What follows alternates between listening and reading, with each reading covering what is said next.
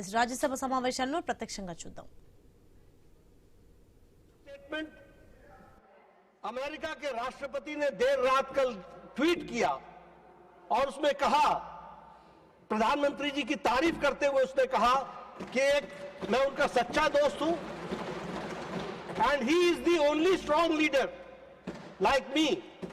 इस तरीके के शब्दों का उपयोग करते हुए उन्होंने यह कहा कि मैं टैरिफ को 25% से रिड्यूस करके 18% करता हूं।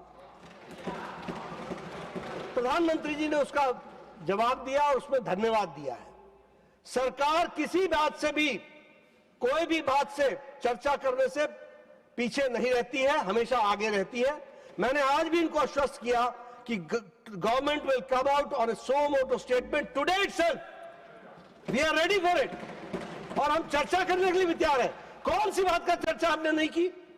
आपने जी राम जी कहा, उस पर हमने चर्चा की। आपने SIR कहा, हमने उस पर चर्चा की।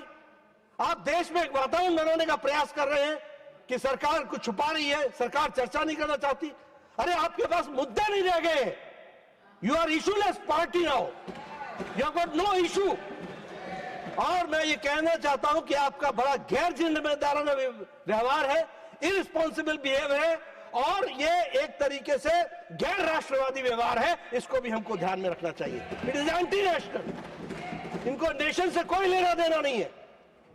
ये आज ऐसे मुकाम पर आकर के पहुंचे हैं जहां इनका फ्रस्ट्रेशन हर मोड़ पर दिख रहा है।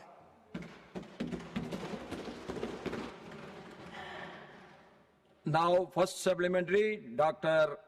मेहता विश्राम कुलकर्णी जी।